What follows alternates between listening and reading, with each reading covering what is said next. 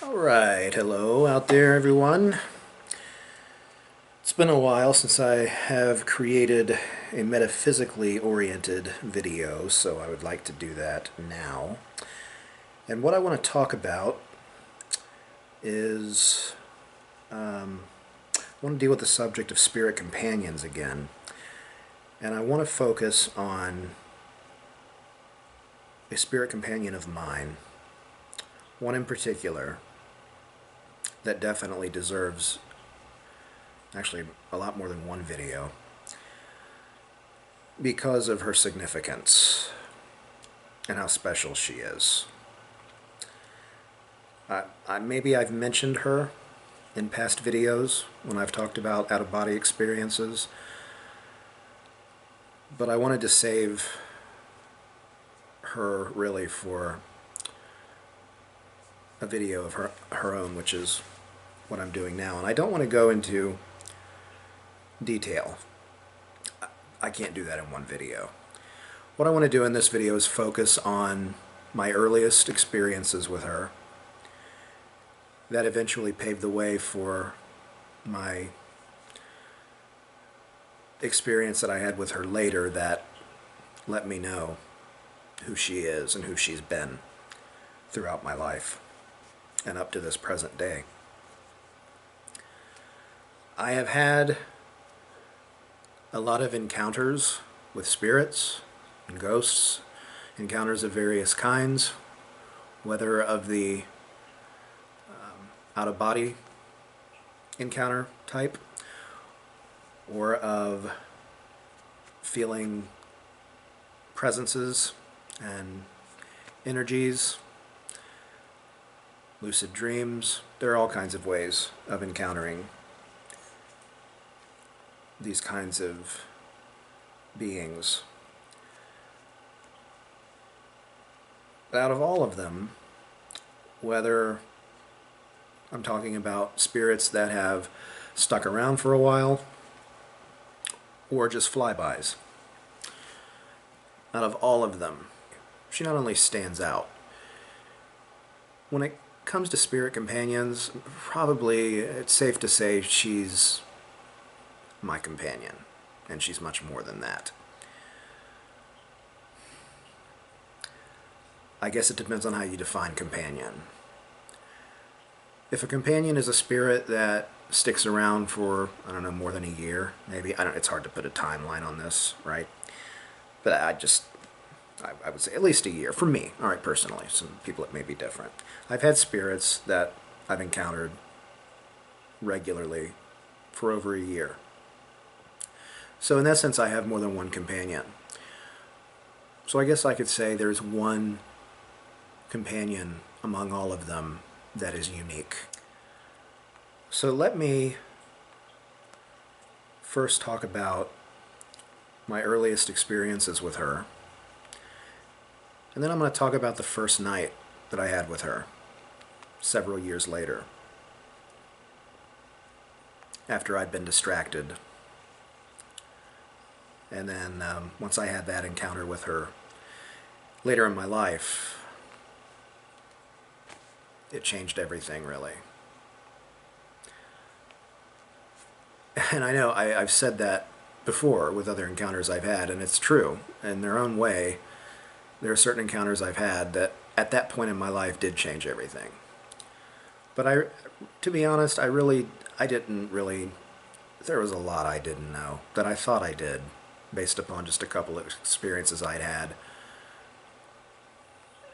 astral projecting or out of the body when I'd encountered some spirits more than once. To me at that time, that was really, really extraordinary. And I guess in a sense, it is anyway. Some people that don't even experience these things at all, I suppose. But I had no idea. I had no idea that she would present what she ended up presenting to me. It took me totally by surprise. She completely rocked my world. More than once. But just that first night, when I had my first encounter with her where she made her presence to me very, very clear in a way that she never had before, that really launched me into several other experiences with her that would last for years. but I'm kind of jumping ahead. So let me, okay, first I had my first experiences, my early experiences, when I was really in junior high. That's when I first began feeling her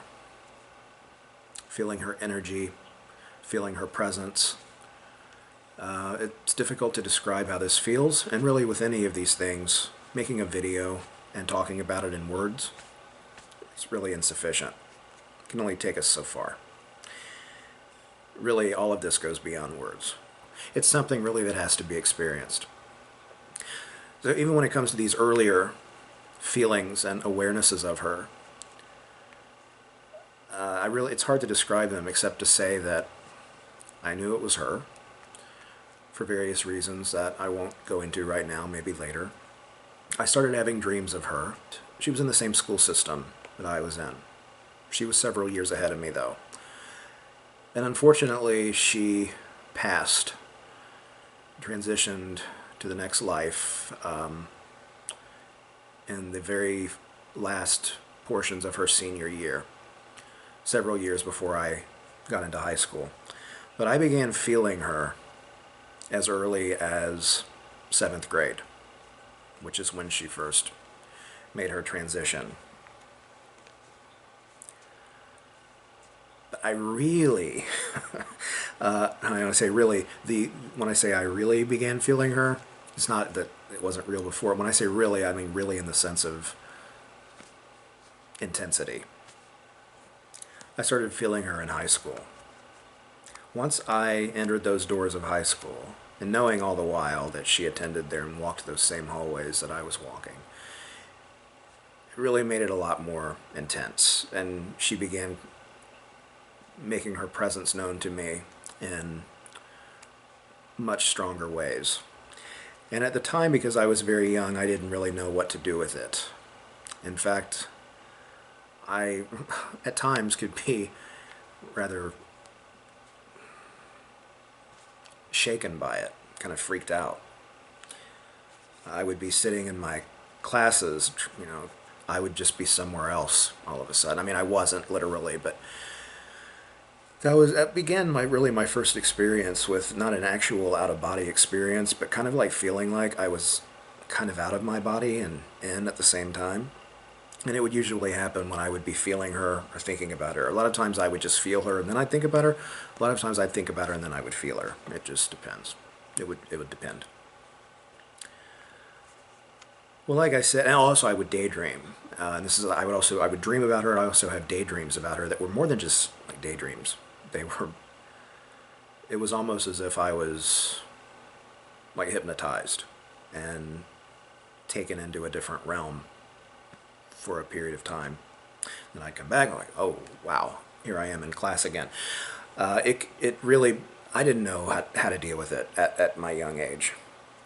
And it was really just about at that time, even earlier, that I began to get into Native American spirituality. I really started getting into that around, I don't know, the age of 13, 14, shortly before I went into high school.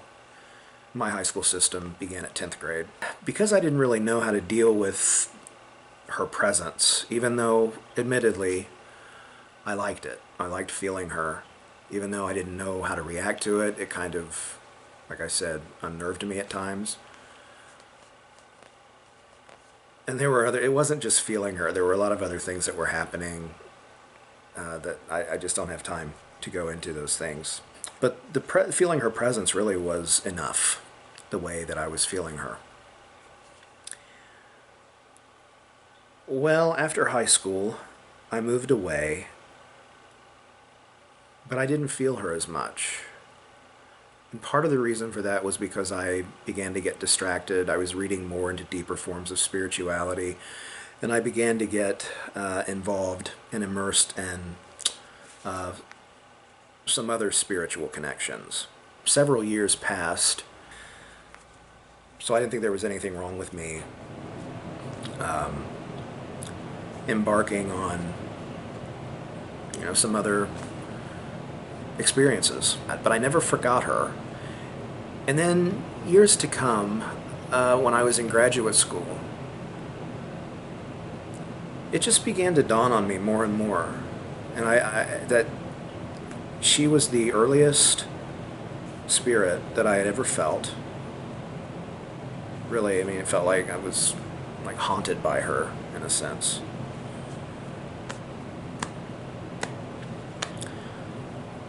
But I'd never really pursued her. Because like I said, at the time I was very young and I wouldn't have even known what that would mean.